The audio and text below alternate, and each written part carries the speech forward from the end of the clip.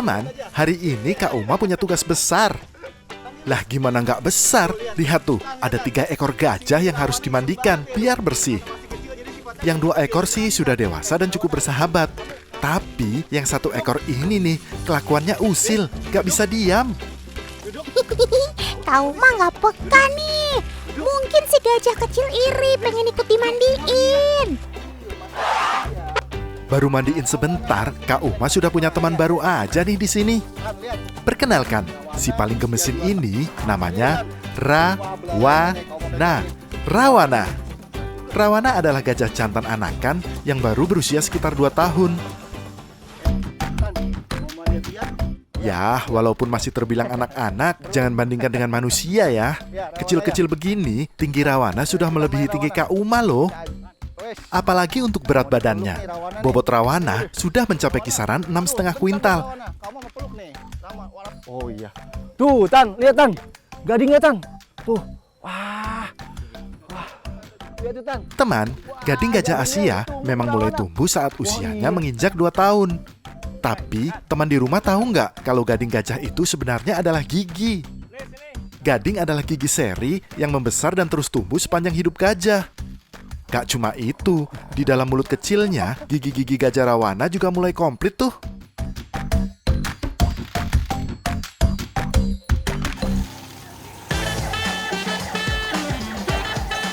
Mas, bawa sini Mas, gajahnya Mas. Saya punya hadiah nih. Wah, kelihatannya para gajah sudah nggak sabar ingin segera cuci mulut pakai semangka. Sabar sebentar ya Sob, Kak Uma masih mau pamer kekuatan dulu. Nih. Oh iya, bentar dulu Rawana. Nih kan, Rawana kan katanya jago nih, padahal kamu belum percaya nih. Soalnya kamu juga bisa nih mecahin sama kamu gampang, Tan. Nih, lihat ya. Rawana, nanti dulu dong, tunggu dulu, oke? Lihat nih. Iya.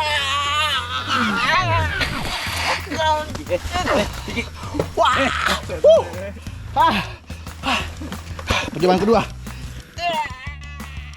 Sudahlah Kak, nggak perlu dikupas atau dibelah. Sobat-sobat Totan ini sanggup kok makan sekali hap. Kau mah nyerah. Udah deh, kau mah serahin langsung aja ke ahlinya. Oke. Sini. Yap, walau tergolong sebagai hewan herbivora yang tidak memakan daging, kekuatan rahang dan gigi gajah terbilang besar. Apalagi sebagai mamalia darat terbesar saat ini. Gajah memiliki kapasitas mulut yang besar dan gigi yang juga kuat. Buktinya ya ini, 1 buah semangka ukuran sedang bisa langsung remuk sekali gigit.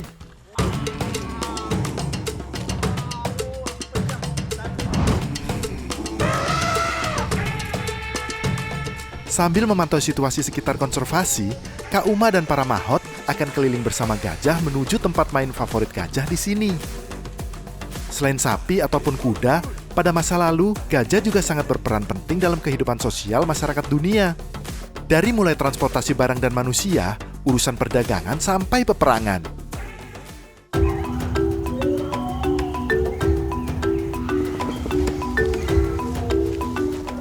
Lebatnya pepohonan dan rerumputan hijau di sepanjang jalan menjadi bonus. Sambil menuju ke lokasi, gajah-gajahnya sambil ngunyah sepanjang jalan tuh. Oh iya, walau memiliki tubuh yang besar, langkah kaki gajah terbilang cukup ajaib. Gajah memiliki bantalan tebal di bagian bawah kakinya yang dapat berfungsi seperti peredam alami. Getaran dan suara langkah kaki gajah nyaris gak terdengar telinga manusia sama sekali. Gajah juga berjalan dengan cara yang sangat efisien. Mereka menggerakkan kakinya perlahan dan hati-hati, serta menyebarkan berat badannya secara merata. Waktunya beristirahat.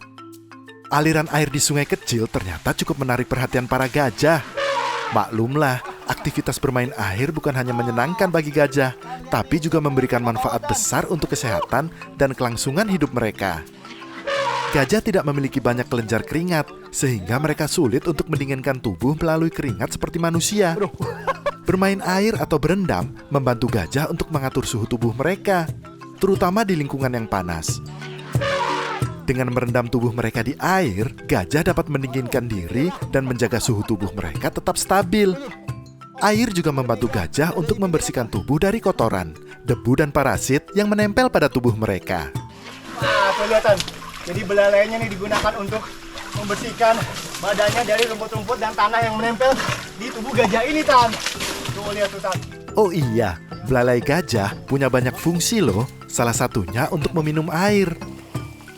Gajah juga menggunakan belalainya untuk menyemprotkan air ke tubuh mereka saat mandi atau untuk mendinginkan tubuh di hari yang panas.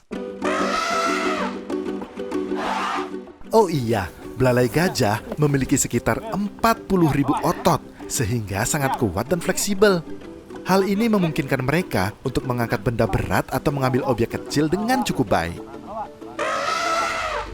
Ayo Mas, kasih lagi ke gajahnya.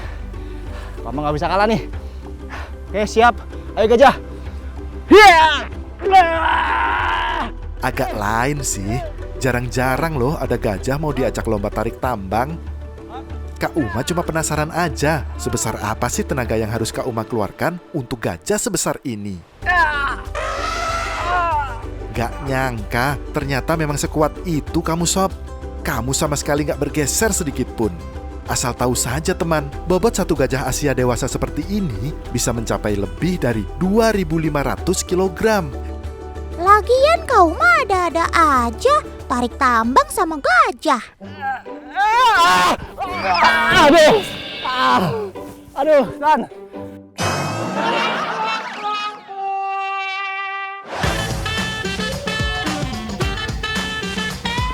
Tan, Kak Uma punya hadiah nih buat si gajah. Lihat nih. Wah, itu pisang-pisangnya buat Otan ya, Kak? Wah, ini bukan buat Otan dong. Ini Kak Uma pilih buat si gajah tuh yang di belakang Kak Uma tuh. Lihat nih, Kak Uma tuh mau nantang nih. Si gajah lebih suka si pisang yang udah matang ini atau si pisang yang setengah matang ini, Tan. Liatin Kak Uma ya. Kira-kira gajahnya milih yang mana nih? Ayo, pilih yang mana? Wah, Tan, lihat tuh Tan. Waduh, tangan Kak Uma ditarik, Tan. Waduh, waduh, kuat banget tarikannya, Tan. Wah, Kak Uma kalah nih. Wah. Ternyata kamu hebat juga ya Sob, gak pakai mikir lama. Pisang yang sudah matang langsung diambil yang pertama. Aroma pisang matang ini memang wangi dan menggoda. Wajar aja kalau si gajah lebih tertarik kepadanya.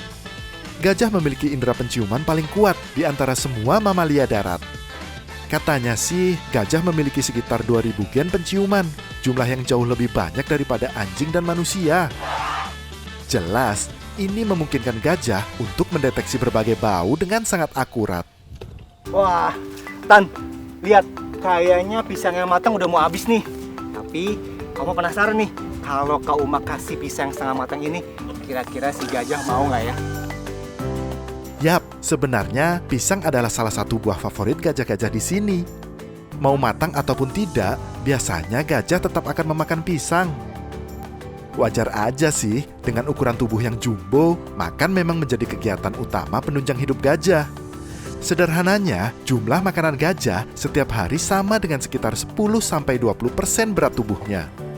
Jadi, kalau gajah ini beratnya 2.500 kg, dalam sehari dia harus makan 250 kg makanan biar kenyang dan bertenaga. Luar biasa kamu Sob, Otan dan Kak Uma aja makan 2 piring nasi pecel juga udah kenyang.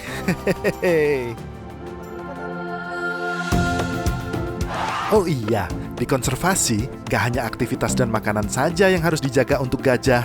Urusan kesehatan juga akan dipantau rutin oleh dokter. Kunjungan dokter kali ini hanya untuk mendata ukuran tinggi dan lingkar dada gajah di sini.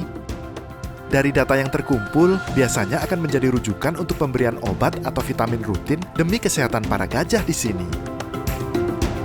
Wah, sehat-sehat ya kalian Sob. Teman, selain si gajah, ada juga nih hewan yang sama-sama dilindungi karena terancam punah. Ya, dia adalah si rusa. Yuk, kita sama-sama lihat mereka. Hai kalian, lagi pada ngapain sih? Lomba maraton. Tapi kalau melawan kalian, Otan sudah pasti kalah.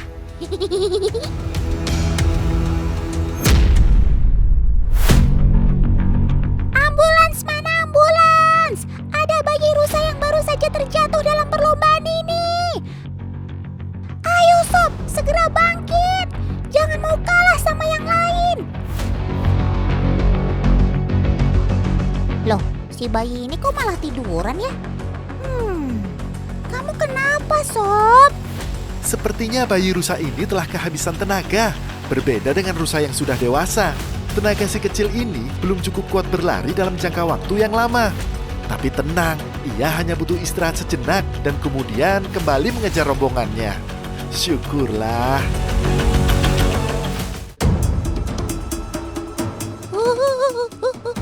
Ular! Wah, ternyata para gerombolan rusa yang berlari ke sana kemari itu karena ada ular, teman.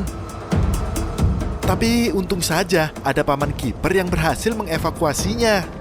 Hati-hati, Paman. Sepertinya ular ini tidak suka dengan kehadiran kita. Ular piton memang seringkali menjadi ancaman predator bagi para rusa ini, teman. Apalagi bayi rusa yang lemah kerap menjadi incaran empuk bagi ular. Oh iya, rusa-rusa ini adalah rusa sambar dan dapat kita temukan di Pulau Kalimantan dan Sumatera. Oh iya, selain rusa sambar, ada juga nih rusa timur yang juga dilindungi. Kita lihat bareng Kak Uma yuk.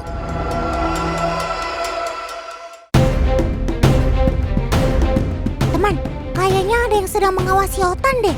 Gawat ini. Kak Uma kemana nih? Kan Otan takut sendirian. Tan! Di sini, Tan! Walah, ternyata Kak Uma tuh yang sedang menyamar. Pantesan perasaan Otan gak enak dari tadi. Phew. Tenang Tan, gak usah khawatir. Kak Uma sengaja menyamar supaya bisa lebih dekat dengan kawanan rusa timur ini. Sebenarnya dengan badan dipenuhi rumput odot seperti ini, Kak Uma agak dakdikduk juga nih Tan. Salah-salah gak cuma rumput yang dimakan, tapi badan Kak Uma yang gede juga ikut digadoin sama si rusa. Hehehe. Tenang aja Kak, sobat Otan yang satu ini tergolong ke dalam hewan herbivora yang gak agresif kok. Mereka lebih menghindari konflik dan ancaman ketimbang harus bertarung. Pelan-pelan, oke, pelan. Benar sekali, ternyata rusa-rusa timur di sini sangat bersahabat. Walau tubuh Kak Uma dipenuhi rerumputan odot, kawanan rusa masih bisa memilah-milih mana rumput yang bisa dimakan. Itu karena rusa memiliki penciuman yang luar biasa, sehingga ia tahu nih mana yang makanan dan mana yang bukan. Selain penciuman, rusa timur juga memiliki insting yang tajam untuk mendeteksi bahaya. Mereka sangat waspada terhadap gerakan dan suara, apalagi yang baru dikenalnya. Tapi untung saja, Kak Uma bukan dianggap sebagai sebuah ancaman bagi kawanan rusa timur di sini. Ya iyalah, soalnya kan Kak Uma bawain makanan buat sobat Otan. Teman, rusa timur termasuk hewan dengan tingkat reproduksi yang relatif rendah.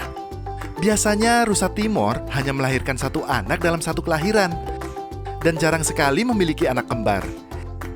Ini memang merupakan ciri khas dari banyak spesies rusa.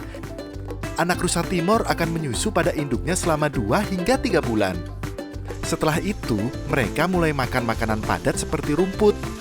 Sedangkan pada usia sekitar 1 tahun, mereka dianggap cukup dewasa, sehingga sudah bertahan hidup tanpa bantuan induknya. Nih, lihat. Kak Uma ada pisang nih. Pisangnya udah Kak Uma taruh di tempat yang tinggi nih. Kak Uma mau lihat, rusa-rusa ini bisa nggak nih makan pisang-pisang ini dengan kekuatan kakinya, Tan? Gak bisa dipungkiri, rasa penasaran yang berlebihan akhirnya membuat tantangan gantung pisang ini jadi pilihan. Dan benar saja, melihat dan mencium aroma buah pisang, beberapa ekor rusa langsung berusaha menggapainya tuh. Karena tinggi, mereka jadi agak kesulitan tuh. Tapi dengan kekuatan kaki belakangnya, semua bisa diatasi dengan mudah. Kekuatan kaki inilah yang mereka gunakan untuk berlari sekaligus melompat saat berada di alam. Jadi, itu memungkinkan mereka untuk melompati penghalang seperti semak-semak atau sungai kecil untuk menghindari kejaran debt collector. Hehehe, predator. Hehehe.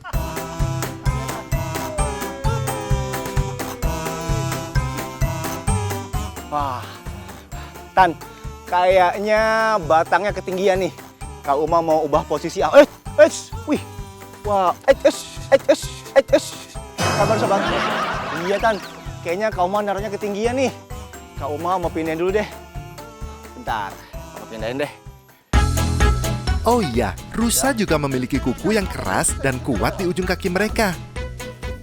Bagian ini juga membantu untuk mencekram tanah saat berlari atau melompat. Ditambah otot-otot rusa di bagian paha dan betisnya cukup fleksibel, sehingga bisa meminimalisir resiko cedera saat melompat atau berlari. Canggih banget kamu, Sob.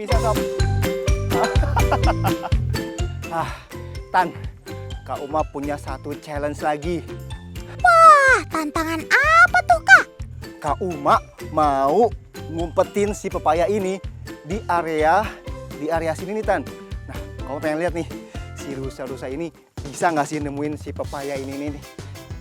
Bagi manusia, pepaya bukanlah buah dengan aroma yang kuat dan menyengat, apalagi jika memang belum matang sempurna. Tapi lain cerita bagi sobat otan si rusa Timor ini. Penampakan dan aroma buah pepaya yang Kak Uma bawa ternyata cukup menarik perhatian. Niatnya mau diam-diam ngumpetin. Kak Uma malah diikutin terus sepanjang jalan. Aduh, gimana ceritanya coba kalau begini? Rusa-rusa yang lain semakin banyak mengikuti tuh, Kak. Aduh. Biar bentar. Syak. Wah, padahal pepaya belum berhasil disembunyikan, tapi sudah berhasil direbut dan langsung disantap beramai-ramai. Gak apa-apa ya, Tan. Buah pepaya yang ini biar Kak Uma ikhlaskan jadi santapan. Wajar sih, sebagai hewan memamah biak, kebutuhan rusa akan makanan memang cukup banyak. Setiap harinya, lebih dari 200 kg pakan sudah pasti ludes untuk santapan para rusa Timor ini. Yap, rusa memang sangat cerdas dalam memanfaatkan angin untuk membantu mereka dalam mendeteksi aroma. Biasanya, rusa akan sering bergerak melawan arah angin agar bisa mencium lebih banyak informasi tentang lingkungan di sekitarnya. Pantesan aja, cepet banget kamu nemu pepayanya, Sob. Oke deh, selamat menikmati ya, Sob.